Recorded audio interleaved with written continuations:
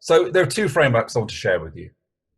The first is a kind of broad historical framework, and the second is a framework derived from the conversations we at the RSA have had with private sector, public sector, and third sector organisations during the crisis.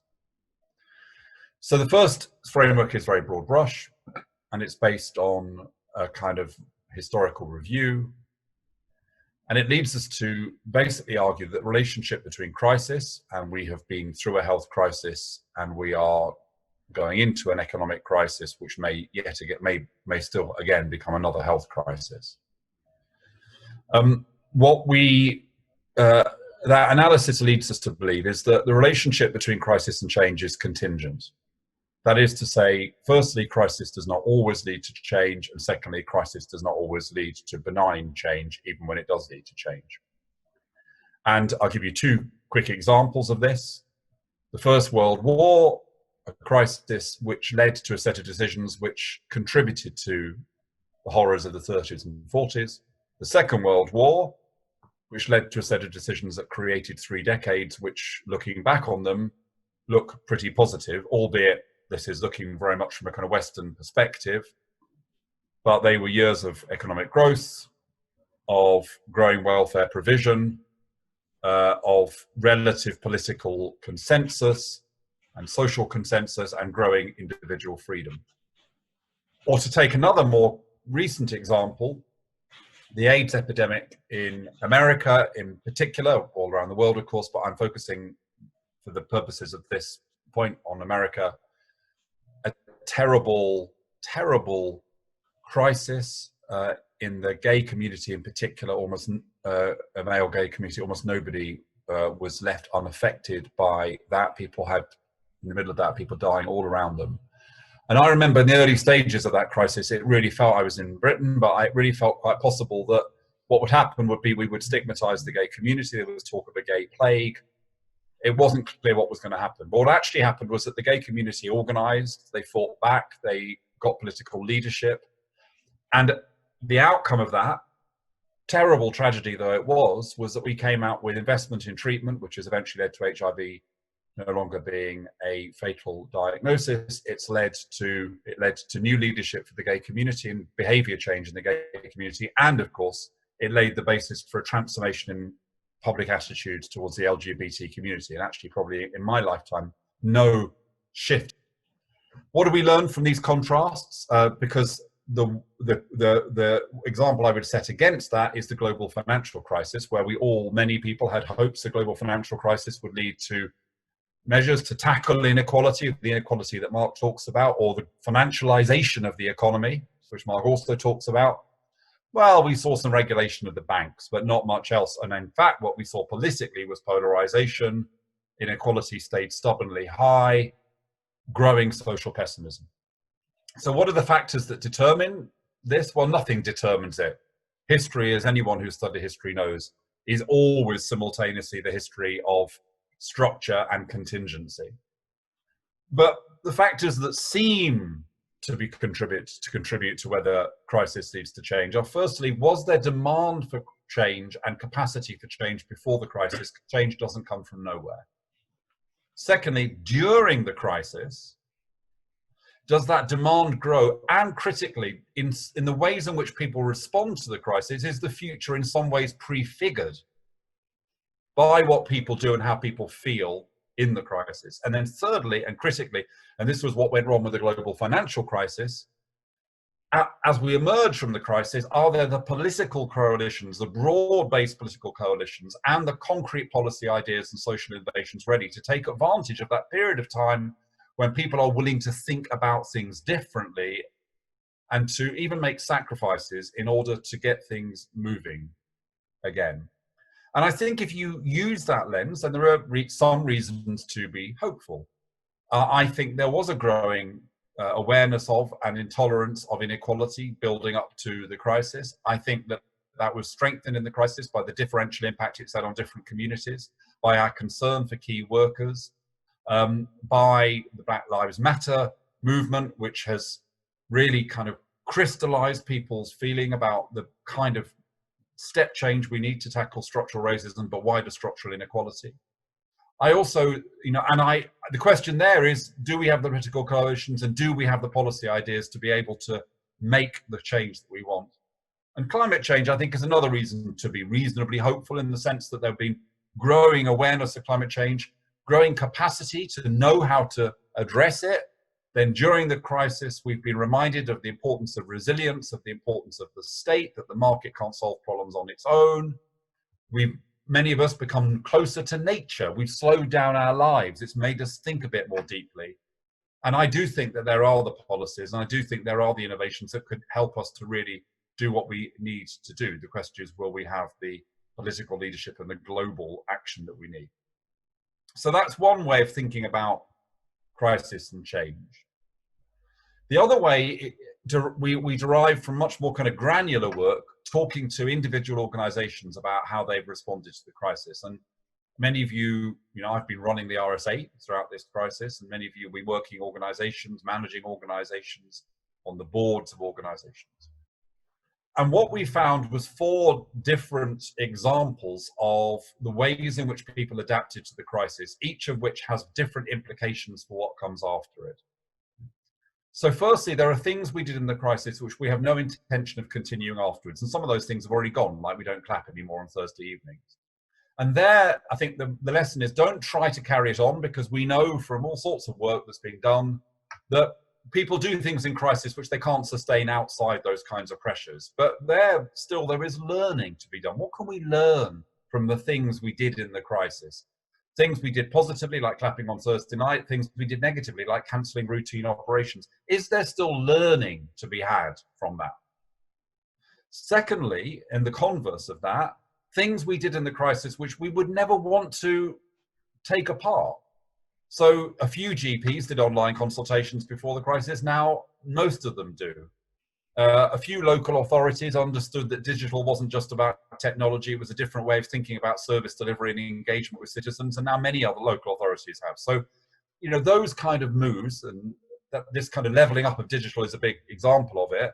The question there is, how do we make sure we don't lose those gains? And that's actually quite a big thing, because take the example I've given of online GP consultation. It's great that more GPs are doing online consultations, but it throws up new issues about the digital divide. And actually, even when you do online consultations, generally people still want to see someone face to face. So you want to hold on to that, but you need to think about its wider implications for the system if you want to take advantage of it. The third example is things that we did because the normal systems were not in place. Normal systems were put to one side. Organizations stopped doing performance management. Charities that had competed for public contracts found themselves collaborating together because they had the sense of urgency. Now the question there is, do we ever have to go back to the way we did things before? So, a lot of charities, for example, are saying to the government, local authorities, look, can we get away from the dead hand of commissioning, where it was all about the cheapest possible price and big charities fighting local small charities to win contracts? Can we develop a more collaborative model? Can we perhaps move to a more grant-based model rather than a contract and commission-based model? Organizations that got rid of their kind of arcane performance management and saying, actually, we just trusted people in the crisis. Do we need all that stuff? Do we need it? So that's the third example. People saying, well, perhaps we don't need to have that stuff that we had before. The fourth example, which is subtly different but important, is things we stopped doing, but which we will start again, but maybe we can start them better. So, we will go back to inspecting schools, but maybe we can inspect schools better than the way we were before, because any process, as anyone knows who's been in an organization, processes start off rational, but then they just build up, they accrete all sorts of add-ons and rust and, problems with them. So if you're going to restart those processes, if you're going to restart your routine operations or your school inspections or your performance management systems, can you restart them in ways which have got rid of all that gunk and actually focus on the thing you created that system to try to solve in the first place? And we've found that framework has been incredibly powerful. It's been used all around the world, from discussions in the Vatican to schools in Canada. All over the world, people have said that's a really useful way of thinking about what we did in the crisis and what we might do afterwards. So I've shared that with you, and I haven't got much more to say. I think the closing thing I want to say is that what we wanted to do is to take the tools, and behind that theory of change, that account of change, we have a toolkit of methods of change. The RSA is really a change-focused organisation. And what we want to do is to put it in the hands of our fellows, and also put it in the hands of those who are interested in working with the RSA and its fellowship, to see how it can be a tool for local change. And that's why I was so excited to that we put this event together.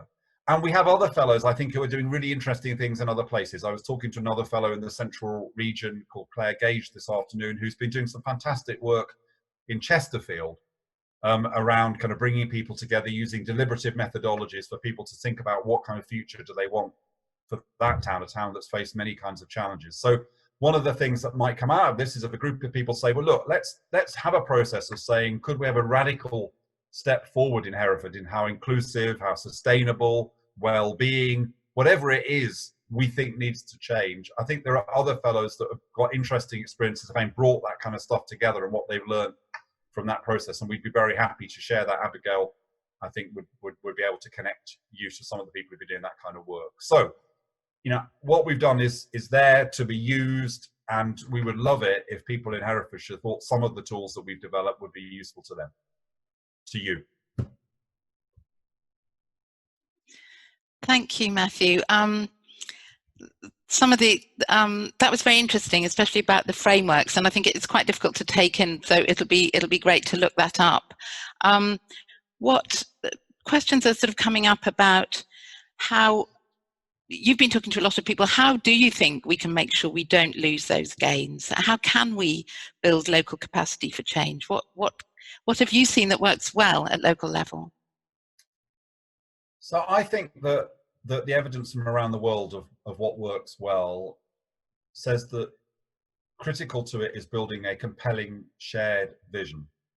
So I do think, and Mark's going to talk about this, I think it's in his title, but I think having a shared account of what you want Herefordshire to be like in 2030, I don't mean in enormous detail, but I mean in terms of the goals that you would want, you know, would it be, I don't know what it is, you know, 50% reduction in inequality, or 100% reduction in carbon, or it doesn't have to be numerical, but a kind of account, a vivid account that people go, yeah, that's the thing that we want.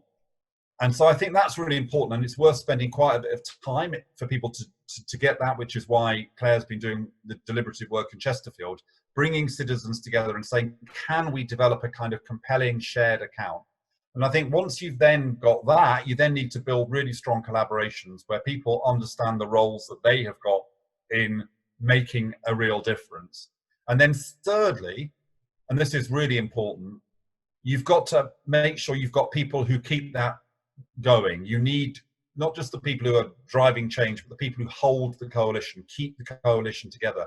It's incredibly easy to come together with great passion and then people go off, and then you kind of, you know, you can't ever regain that kind of commitment. So the three things I would say is a shared vision, strong collaboration based on a really clear account of the different things that people and organizations are going to contribute to that vision, and making sure you have the capacity, and the RSA can help a bit in this at least, that means that collaboration can continue, and that if things start to lose momentum, you can boost them again and keep it on track. Those are lessons I would say from our work, but actually I think they're generic lessons from all around the world around kind of local initiatives that really make a difference.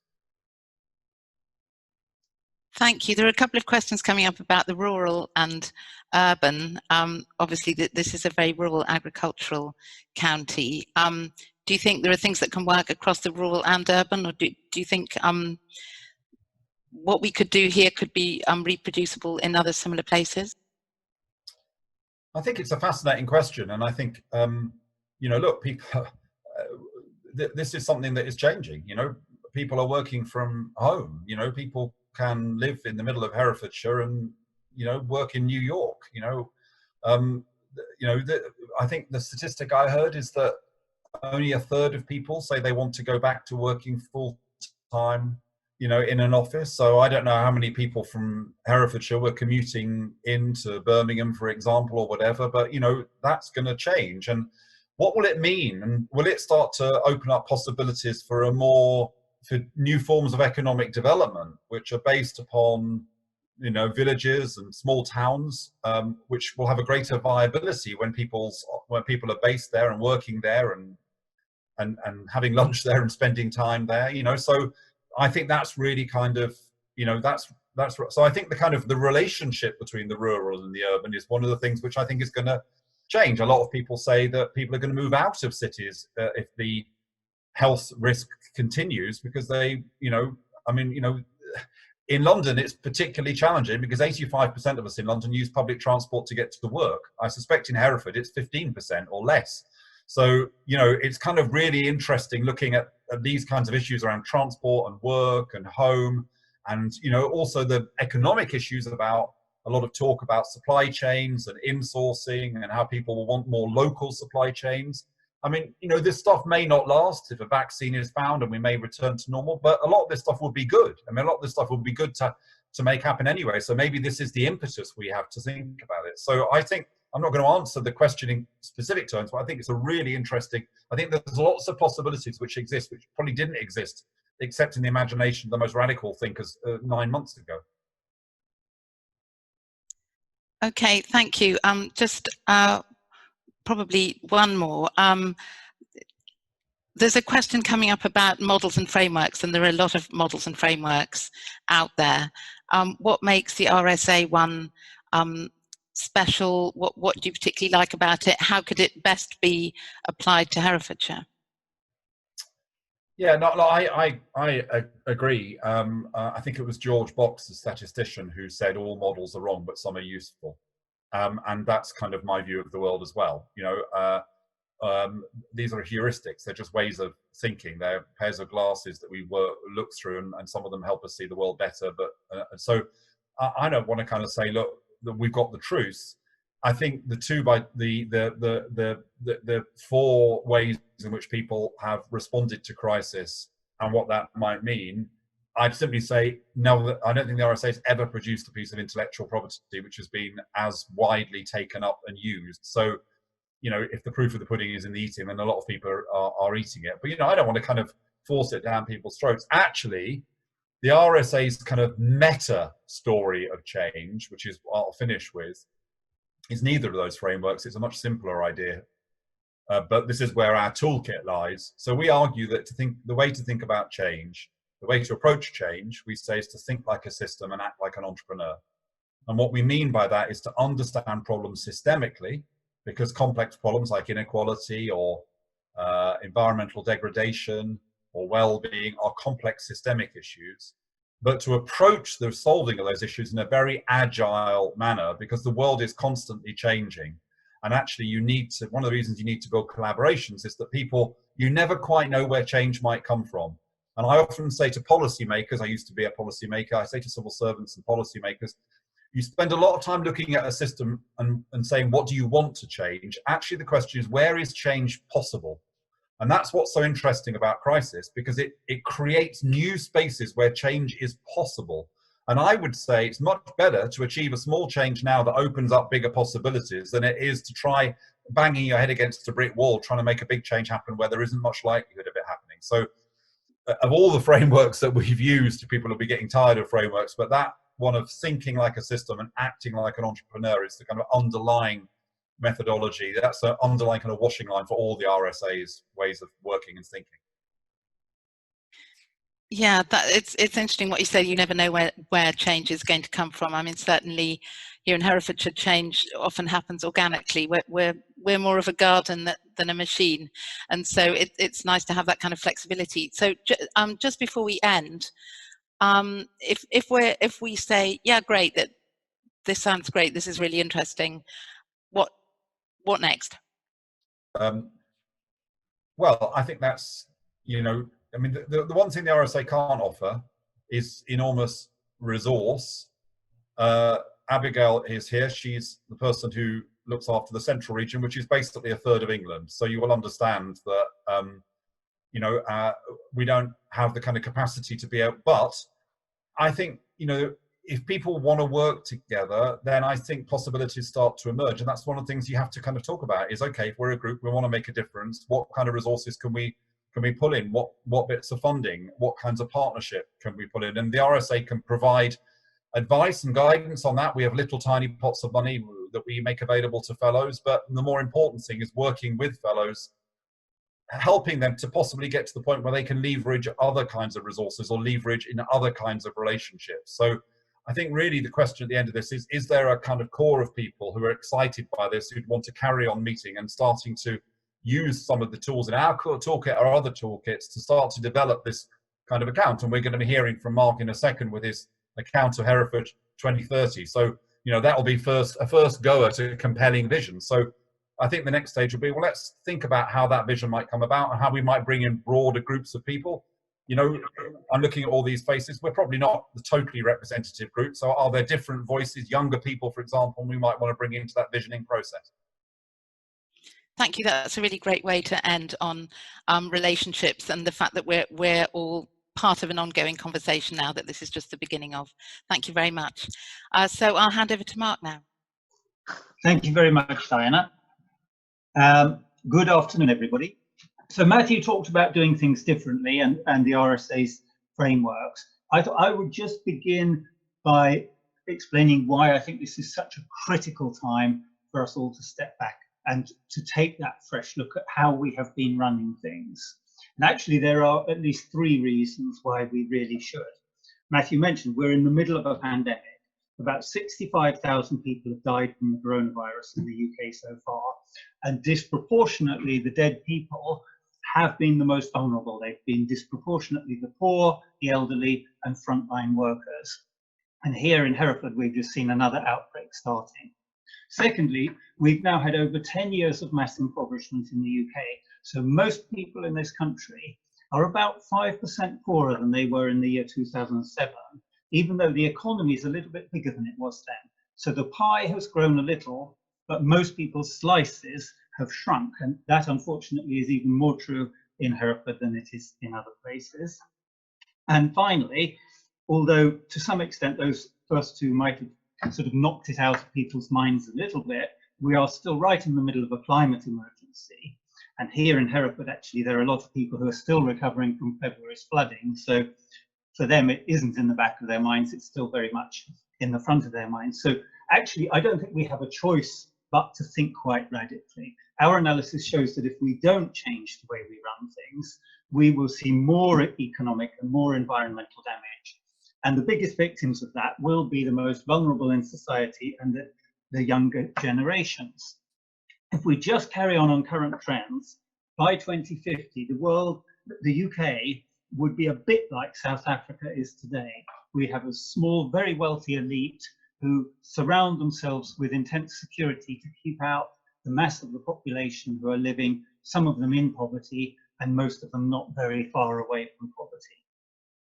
So the question really is, can we avoid that future and instead create a really attractive future where our children's generation, if you're my age or the younger generations of people who are still young, can expect to be better off than their parents, rather than, as Diana said, the expectation of most young people now is that they're going to be the first generation in living memory who will be poorer than their parents. Can we build a world where that's not true, where people can afford to buy their own house, where there are opportunities for good jobs, not just low-paid, insecure gig economy jobs, but good jobs, and where people can shape their own future in a clean, green world? Well, the good news is that we believe that we can, but only if we're prepared to think differently. So firstly, we should not panic. There are some voices on the right, though by no means all, telling us that the level of government debt is now so high that we have no choice but to go back into another round of austerity. And there are some people on the left, and again, by no means all, telling us that we should jettison the whole idea of economic growth. Fortunately, we think they're both wrong, and that gives enormous freedom of action. Secondly, we should have rational policy making to grow the pie faster and to share it more fairly. And thirdly, we need to be prepared to think creatively and experiment with some quite counterintuitive ideas. So those 3 points apply to the UK as a whole, but they also apply to Herefordshire.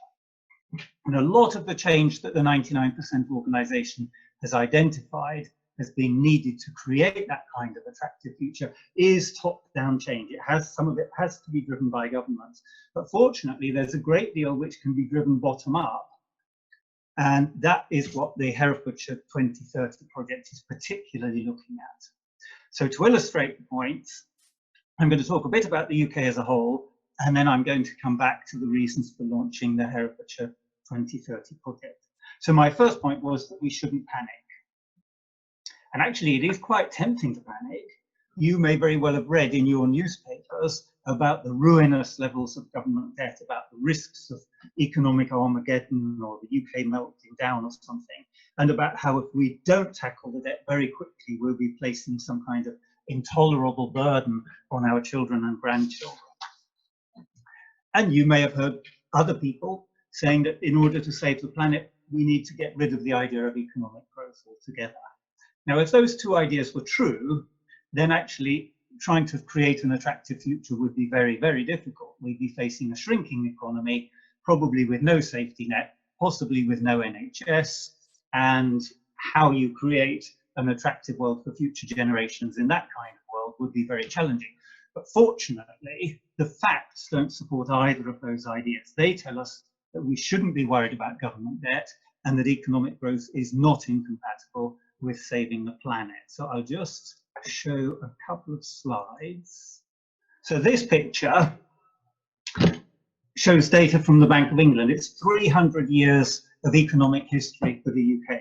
And the y-axis there is that debt to GDP ratio. The very last bit on the right is from the Office of Budget Responsibility, and you can see that they're estimating that debt is now around 100% of GDP. So that means that the government now owes almost £2 trillion. Did you know, by the way, that almost 750 billion of that is owed to the Bank of England, which is part of the government? So that is money that the government owes to itself. It's worth just bearing that in mind when we think about the total. So is 100% debt to GDP a problem? Well, there are already a lot of people telling us that it's ruinous and that we do need more austerity. But that's not what this graph shows at all. Actually, that green line is the average over the last 300 years. So 100% is not staggeringly high. It's not even slightly high. It's just about average. There is no factual basis for debt hysteria. In fact, even if we went a long way above 100%, there would still be no reason for hysteria. Just before the Industrial Revolution really took off, which was around 1820, debt to GDP was over 200%. And Matthew mentioned that the post-war period, sometimes known as the golden age of capitalism, was hugely successful in the Western world. Debt to GDP in this country was over 250% just before that took off. Those were the two most successful periods in the UK's economic history. So very high debt to GDP is demonstrably not an obstacle to growth. And in fact, growth itself is the only way in those 300 years that we've ever reduced the ratio of debt to GDP. But you can imagine how easy it would have been for Clement Attlee to panic in 1945 and conclude that we couldn't afford to create the NHS. Thank heavens he didn't panic and he kept his nerve. So I think you will hear a lot of noise about ruinous levels of debt and the need to get government finances under control. Almost all of that will come from politicians and journalists, and almost none of it will come from economists at reputable universities. And now you can see the reason, I think.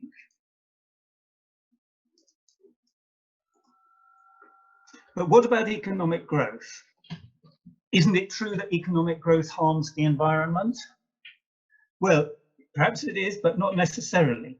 Let's start by considering the issue of good growth and bad growth. We can split everything we do, all economic activities, into three buckets. There's a good bucket, which is activities which do not harm the environment. Planting trees, for example, or insulating houses to make them more energy efficient.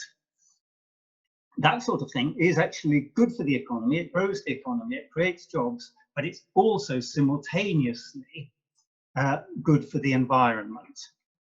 So anything that we do in that bucket, we can actually start to grow it perfectly safely now. Secondly, there's a bucket which is the could be good bucket, which contains activities which they might be desirable in themselves. For example, public transport. We want to have public transport, but we don't want to do it necessarily the way we're doing it now because we're burning a lot of fossil fuels. So activities in the could be good bucket, before we grow them aggressively, we should be saying, how can we transform those activities? And then the third bucket is the bad bucket, which contains activities which we would be better off without altogether. Unfortunately, there aren't that many activities that fit into that bucket. Fossil fuels, burning fossil fuels is an example, but there just aren't very many which are in the bad bucket. Now, of course, it's true that if we just grow all three buckets simultaneously, which is what we have been doing in the past, then that would be bad for the environment. But once we're clear what sits where, then we can focus what we do. We can focus on growing the good bucket quickly now, transforming the could be good bucket and shrinking the bad bucket as fast as we can.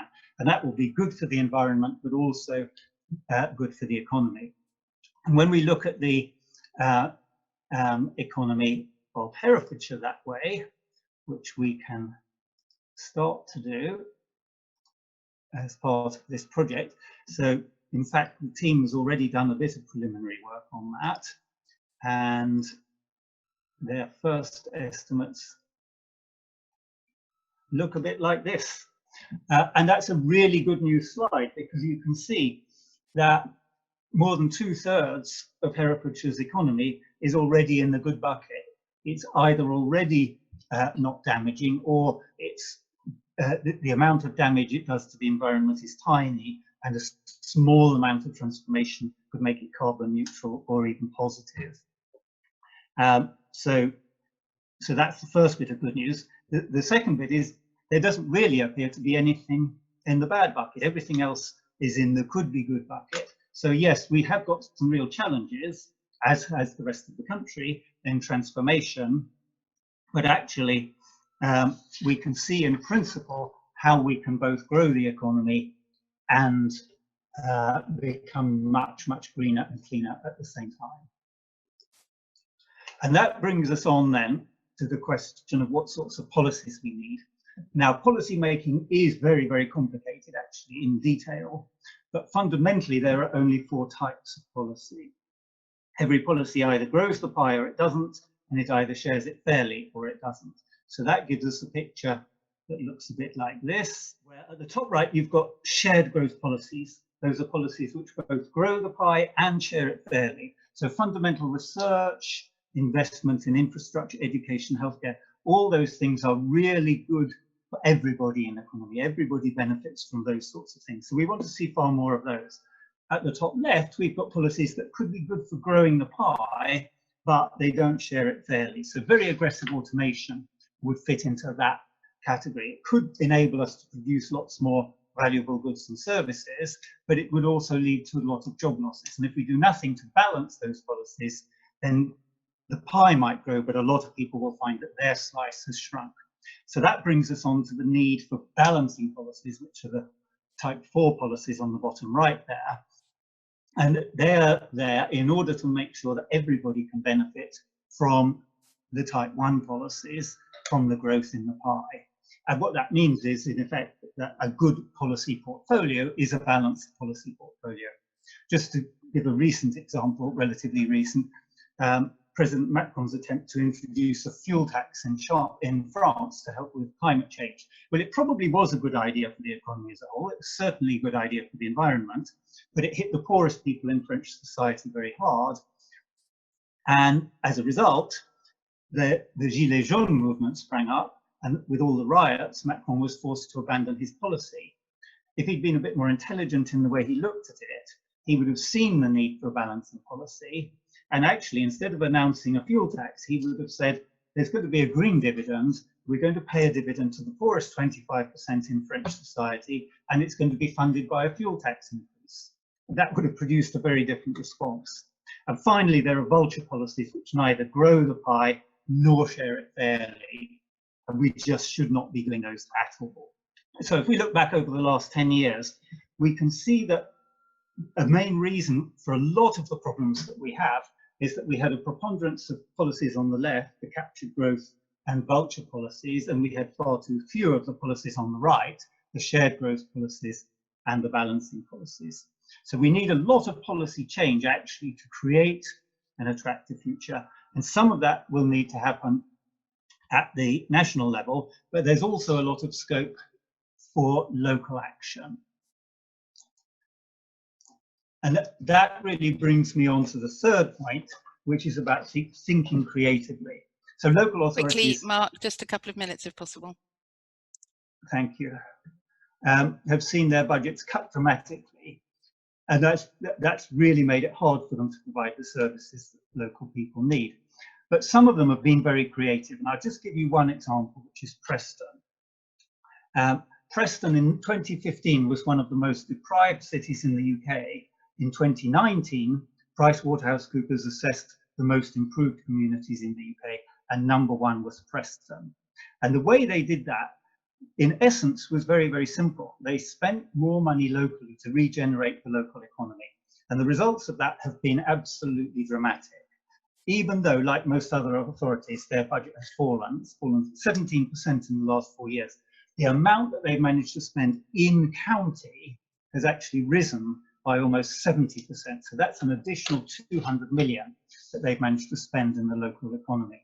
And because of that, because they kept so many jobs locally, they actually halved their unemployment rate between 2014 and last year, and a lot of other improvements as well. So they've got a long way to go, but that's a model that other counties, other authorities are looking at. In fact, Herefordshire itself is already exploring that model, although it's too early for us to present the results at the moment.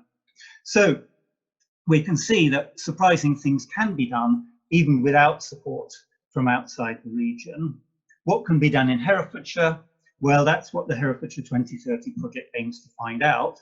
We want to show how by 2030 we can make Herefordshire significantly more prosperous than today, perhaps 20% or more, at the same time as being much greener and much fairer. So over the next 4 or 5 months, there's a team of about a dozen volunteers, most but not all of whom are from Herefordshire, who are going to be working to answer that question. And we would like to invite any of you who are watching who would like to join us to do so. A lot of people in Herefordshire have already put a great deal of thought into those issues. Some of those people are on the team already, but not everybody. So if you have ideas that you think would make Herefordshire a great place by 2030, an even better place, please get in touch. We do want to hear from you. Thank you very much. Thank you, Mark. It's really great to end, for you to end with an invitation like that, because obviously we're not going to come up with answers this evening, but it's just been great to hear. Pardon? No, not at all. It's lovely to invite everybody. There are 50 of us now on this call, so if we all keep in touch and keep this conversation going, that's great. There's been an interesting conversation going on in the chat box about violent revolution and climate change and the role of culture and all sorts of interesting things. And I always like to hear it being repeated that austerity is a con, because that's what I believe as well. During this crisis, looking at some of the comments that have come up, during this crisis, we've seen a lot of philanthropy, neighbourhood level work, people helping each other, statutory, non-statutory, voluntary, different sectors working together. How does 99%, how do you see working with that and building on that? How can we not lose those good things that we've seen so much of recently? Well, first of all, I should say 99% is an entirely voluntary organisation, which has grown from nothing to getting on for 600 members, essentially without any money. So everything that we have done has been done by voluntary efforts of people who share the values and really want to make a change. So we are absolutely that kind of organisation. We have some people on the team already who are from similar organisations inside Herefordshire who have already been thinking about and working on some of these issues. So what we don't want to do is to reinvent the wheel. I'm sure there are people in Herefordshire that we haven't yet got in the team, and we are very keen to have them in as well. But absolutely, this is very much demonstrating what can be done bottom up by voluntary action. That's not to say, and I wouldn't claim, that all the problems can be solved bottom up by voluntary action, but I do think we can make a big difference that way. There's still going to be that need for top down change. Thank you. Matthew, would you like to come in? Maybe a couple of minutes, you two could have a discussion between yourselves. Is there anything you'd like to ask Mark, or Mark, is there anything you'd like to ask Matthew?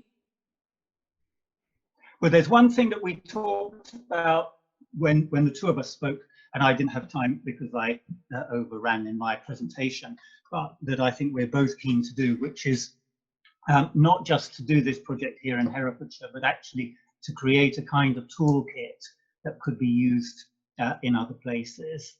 So I know that we are keen to do that, and it is one of the objectives in the project. And I know Matthew was also, well, I believe so. Matthew will tell us now, but I believe that was also something Matthew was very keen on. Yeah, I mean, look, I think that there's opportunities to, I think there'll be a lot of initiatives like this taking place in a lot of different places, and I think we need to learn from each other. I think what lies at the heart of it is a different model of change. And of course, Mark's absolutely right. You know, to solve these problems, we need global action, national action, but we also need bottom-up action. And they're not the enemy of each other, they're compatible. And in fact, the more that you do at the grassroots, the more you can persuade people to do things different nationally. The more things are done differently nationally, the more possible it is to shift things globally. So they all work together with each other. I think Mark has got some really kind of compelling arguments. I found your presentation fascinating. But I hope, Mark, what can happen now is that we can bring your group, the fellowship, and others together. And yes, I think the next process would be judging on what happened in Chesterfield, and maybe we can get Abigail, I know you were involved, but maybe get Claire as well to talk to us about that, is some form of deliberative method, which would have two elements to it. The first is you would deliberately reach out to people who aren't represented in this conversation. And I particularly identified younger people. I know that Hereford isn't a terribly diverse county in terms of ethnicity, but how can you have a more representative group? I don't mean kind of mathematically representative, but just more broadly representative of Herefordshire. And how can you then develop a process or a set of processes where people can work together in a much more interactive way than we've been able to today, you know, sitting around tables, working together, but in a structured way, using a kind of design methodology, and see whether through that we can start to develop some kind of notion of what this Herefordshire 2030 vision would be.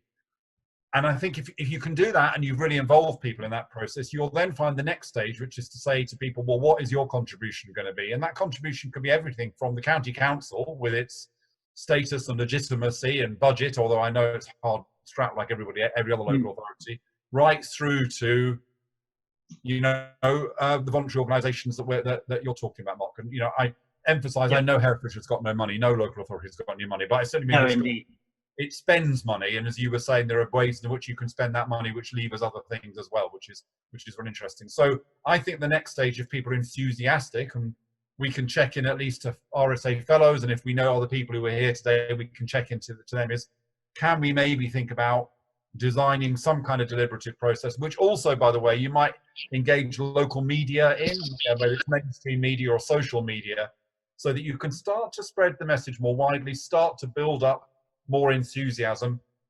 And the critical last thing to say is, this is not about people trying to claim territory. You know, this is not, you know, the RSA in Herefordshire is not the tentacles of the RSA in London. It is the RSA fellows in Herefordshire who represent whole sorts of different groups, but we want to work with anybody. And this is not about kind of say, you know, can the RSA grab this and make it our thing? I know, Mark, you don't want to grab it and make it yours either. No. In fact, we don't have the capacity.